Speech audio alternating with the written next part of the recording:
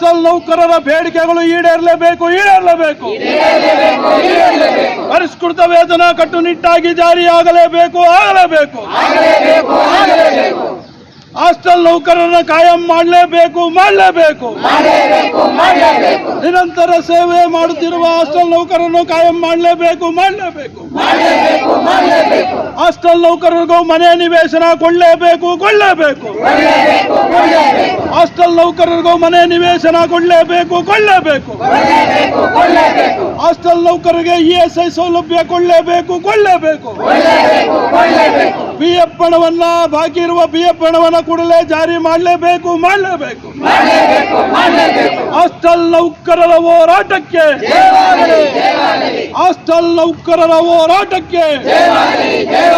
ತಡೆ ಹಿಡಿದಿರುವ ಪರಿಷ್ಕೃತ ವೇತನ ಕೂಡಲೇ ಜಾರಿಯಾಗಲೇಬೇಕು. ನಮ್ಮ ಅಪರ ಜಿಲ್ಲಾಧಿಕಾರಿಗಳು ಬಂದಾಗ ಏನಿವಾಗ ನಮ್ಮ ಜಿಲ್ಲಾ ಮುಖಂಡರು ಹೇಳ್ತಿದ್ರಲ್ಲ, ಇವತ್ತು ನಮ್ಮ ಜಿಲ್ಲಾಧ್ಯಕ್ಷರು ಉತ್ತಮವಾದಂಥ ಮಾತು, ನಿಮ್ಮ ನೋವುಗಳನ್ನು ಅವರು ಪರಿಶೀಲನೆ ಮಾಡಿ ಇವತ್ತು ಏನಕ್ಕೆ ಹೇಳಿದ್ದಂದರೆ, ಇವತ್ತು ನೀವು ಬಾಯಿ ಬಿಟ್ಟು ಮಾತಾಡೋಕ್ಕಾಗಲ್ಲ, ಹೆಣ್ಮಕ್ಳು ನೀವು ಹೋಗಿ ಮನೆಗೆ ಅಂತಾರೆ. ಅದನ್ನು ಬೇಜವಾಬ್ದಾರಿ ಅವ್ರು ಮಾತಾಡೋಂಥ ನಡತೆಗಳು, ಮಾತಾಡೋಂಥ ರೀತಿಗಳು ಎಲ್ಲ ಏನು ಇವತ್ತು. ನಮ್ಮ ಹೆಸರು ಮುನಿಯಪ್ಪ ಅಂತ. ನಾವು ಕರ್ನಾಟಕ ರಾಜ್ಯ ಹಾಸ್ಟೆಲ್ ಮತ್ತು ವಸತಿ ಶಾಲೆ ಹೊರಗುತ್ತಿಗೆ ನೌಕರ ಸಂಘದ ಚಿಕ್ಕಬಳ್ಳಾಪುರ ಜಿಲ್ಲೆಯ ಪ್ರಧಾನ ಕಾರ್ಯದರ್ಶಿ. ಸರ್, ನಮ್ಮ ಹಾಸ್ಟೆಲ್ ನೌಕರರದು ಇವತ್ತು 15-20 ವರ್ಷಗಳಿಂದ ಹೋರಾಟ ಮಾಡ್ತಿರುವಂಥ ಡಿಮ್ಯಾಂಡ್ಗಳು ನಮ್ಮದು. ಒಂದಲ್ಲ 15-20 ವರ್ಷಗಳಿಂದ ನಾವು ಕೇಳ್ತಾ ಇದ್ದೀವಿ ಸರ್ಕಾರಗಳನ್ನ, ಸರ್ ನಮಗೆ ಕನಿಷ್ಠ ವೇತನ ಕೊಡಿ ಅಂತ. ಕನಿಷ್ಠ ಇವತ್ತಿರುವಂಥ ಬೆಲೆ ಏರಿಕೆ ಒಂದು ಗಗನಕ್ಕೇರಿದೆ. ಆ ಬೆಲೆ ಏರಿಕೆ ಒಂದು ವಸ್ತು ಸಾಮಗ್ರಿಗಳ ಕೊಂಡ್ಕೋಬೇಕಾದ್ರೆ ನಮಗೆ ಕನಿಷ್ಠ ವೇತನ ತಿಂಗಳಿಗೆ 36,000 ರೂಪಾಯಿ ಬೇಕು. ಅದನ್ನು ಕೊಡ್ರಿ ಅಂತ ನಾವು ಕೇಳ್ತಿದ್ದೀವಿ. ಆದರೆ ಮೊನ್ನೆ 2017ರಲ್ಲಿ ಪರಿಷ್ಕೃತ ಆದಂಥ ವೇತನ ಮತ್ತೆ 5 ವರ್ಷಕ್ಕೆ ಮಾಡಬೇಕಾಯಿತು 2022ರಲ್ಲಿ. ಅದನ್ನು ಮಾಡಿಲ್ಲ ಸರ್ಕಾರ. ಆಮೇಲೆ ಈಗ 26ಕ್ಕೆ ಅದು ಮಾಡಿತು. 25, 26ನೇ ತಾರೀಕು 5ನೇ ತಿಂಗಳು 26ಕ್ಕಂತ 25ಕ್ಕಂತ ಮಾಡಿದ್ದು 1 ತಿಂಗಳು ಅದನ್ನು ತಡೆ ಹಿಡಿತು, ಮಾಡಲಿಲ್ಲ. 1 ವರ್ಷ ಪೂರ್ತಿ ಅವರು ಮಾಡಲಿಲ್ಲ. ಈಗ ಮೊನ್ನೆ ರೀಸೆಂಟಾಗಿ 5ನೇ ತಿಂಗಳು ಮೇ ತಿಂಗಳು 26ನೇ ತಾರೀಕು ಅದು ಜಾರಿ ಮಾಡಿದ್ದನ್ನು ಕನಿಷ್ಠ ವೇತನ 26,000 ಚಿಲ್ಲರೆ ಜಾರಿ ಮಾಡಿದ್ದನ್ನು ಒಂದೇ ಒಂದು ತಿಂಗಳು ವೇತನ ಪಡೆದಿದ್ದ ತಕ್ಷಣವೇ ಮೊನ್ನೆ ಜುಲೈ 29ನೇ ತಾರೀಕು ಅದನ್ನು ತಡೆ ಹಿಡಿದಿದ್ದಾರೆ ನಮ್ಮ DK ಶಿವಕುಮಾರ್. ಹಿಂದೆ ಇದ್ದಂಥ ಮಾನ್ಯ ಸಿದ್ದರಾಮಯ್ಯ ಮುಖ್ಯಮಂತ್ರಿ ಇದ್ದಾಗ ಅವರು ಜಾರಿ ಮಾಡಿದ್ರು. ಈಗ DK ಶಿವಕುಮಾರ್ ಅವರು ಬಂದು ಅದನ್ನು ತಡೆ ಹಿಡಿದಿದ್ದಾರೆ. ಏನು ಅದಕ್ಕೆ ಉತ್ತರ ಏನು ಅಂದರೆ, ನಮಗೆ ಬಜೆಟ್ಟು ಕೊರತೆ ಇದೆ, ನಮಗೆ ಈ ಒಂದು ಸಂಬಳ ಕೊಡಬೇಕಾದ್ರೆ 3.5 ಲಕ್ಷ ಕೋಟಿ ಆಗ್ತದೆ, ಅದನ್ನು ಕೊಡೋಕ್ಕೆ ನಾವು ಸಿದ್ಧರಿಲ್ಲ ಅಂತ ಹೇಳ್ತಾ ಇದ್ದಾರೆ. ಸರ್, ನಾವೊಂದು ಮನವಿ ಮಾಡ್ತೀವಿ, ನಮ್ಮನ್ನು ಯಾರನ್ನೂ ಕೇಳಲಿಲ್ಲ ನೀವು. MLAಗಳದು, ಮಂತ್ರಿಗಳದು, ಮಿನಿಸ್ಟ್ರುಗಳದು ಎಲ್ಲರದು ಕೂಡ 1ರಿಂದ ದುಪ್ಪಟ್ಟು ವೇತನವನ್ನು ನೀವು ಮಾಡ್ಕೊಂಡಿದ್ದೀರಾ. ಆದರೆ ದಿನನಿತ್ಯ 12-13 ಗಂಟೆ ಕೆಲಸ ಮಾಡುವಂಥ ನಮ್ಮ ಕಾರ್ಮಿಕರಿಗೆ ಹೊಟ್ಟೆ ಹೊಡೆಯುವಂಥ ಕೆಲಸವನ್ನು ಕನಿಷ್ಠ ವೇತನ ತಡೆ ಹಿಡಿದಿದ್ರಲ್ಲ, ಇದು ಯಾವ ನ್ಯಾಯ ಅಂತ ನಾನು ಕೇಳ್ತಾ ಇದ್ದೀನಿ. ಅದಕ್ಕೋಸ್ಕರನೇ ಇವತ್ತು ನಮ್ಮ ಒಂದು ಕಾರ್ಮಿಕರಿಗೆ, ಹಾಸ್ಟೆಲ್ ನೌಕರ, ಹೊರಗುತ್ತಿಗೆ ನೌಕರಿಗೆ 15-20 ವರ್ಷಗಳಿಂದ ಮಾಡಿದಂಥ ನೌಕರನ್ನ ಕಾಯಂ ಮಾಡಬೇಕು. ಮತ್ತು ನಮ್ಮ ಕನಿಷ್ಠ ವೇತನ 36,000 ರೂಪಾಯಿ ಕೂಡಲೇ ಜಾರಿ ಮಾಡಬೇಕು. ಮತ್ತು ಅವರಿಗೆ ಬರಬೇಕಾದಂಥ PF ಹಣ ಎಷ್ಟು ಲೂಟಿ ಹೊಡೆದವ್ರಂದರೆ ಕಾಂಟ್ರಾಕ್ಟ್ರುಗಳು, ಅದನ್ನು ಹೇಳಲಿಕ್ಕೆ ಅಸಾಧ್ಯ, ಸಂಖ್ಯೆನೇ ಹೇಳೋಕ್ಕಾಗಲ್ಲ, ಅಷ್ಟು ಸಂಖ್ಯೆ ಅವರನ್ನು ಲೂಟಿ ಮಾಡಿದ್ದಾರೆ.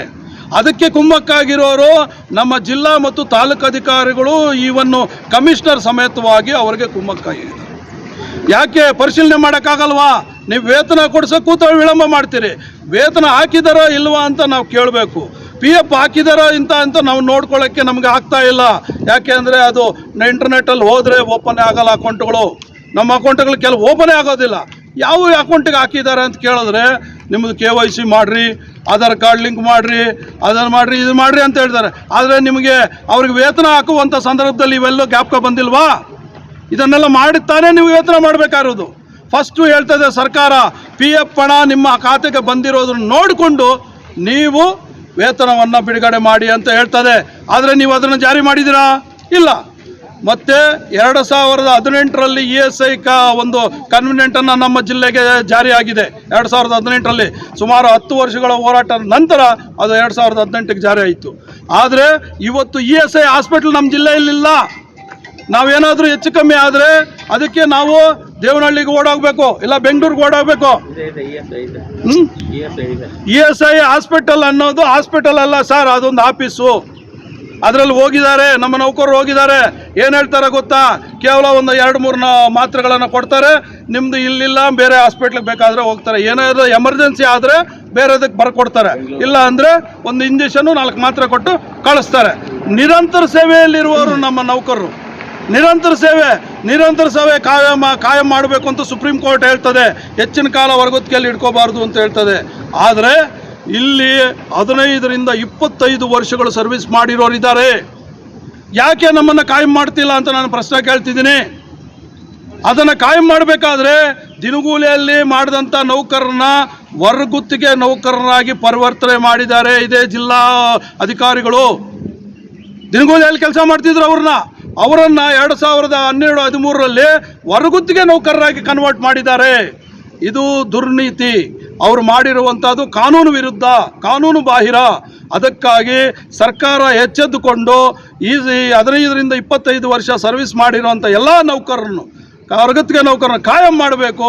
ನಾವು ನಿರಂತರ ಸೇವೆಯಲ್ಲಿರೋರು ನಮ್ಮದು ಯಾವುದೇ ರೀತಿ ಹೊರಗುತ್ತಿಗೆಯಲ್ಲಿ ಕಂಟಿನ್ಯೂ ಮಾಡಬಾರ್ದು ಅಂತ ನಾನು ಎಚ್ಚರಿಕೆ ಕೊಡ್ತಿದ್ದೀನಿ ಮಾನ್ಯ ಸರ್ಕಾರಗಳಿಗೆ.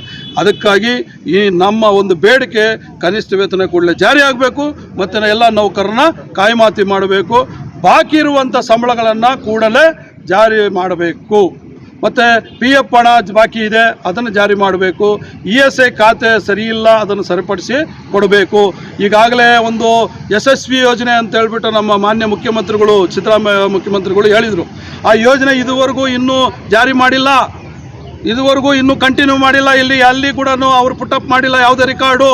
ಯಶಸ್ವಿ ಯೋಜನೆ ಅದನ್ನು ಮಾಡಬೇಕು, ತುರ್ತಾಗಿ ಮಾಡಬೇಕು ಅಂತ ಹೇಳಿದ್ದಾರೆ. ಆದರೆ ಎಲ್ಲೂ ಇಲ್ಲ, ಯಾವ ಅಧಿಕಾರಿನೂ ಅದನ್ನು ಗಮನ ಹರಿಸಿಲ್ಲ.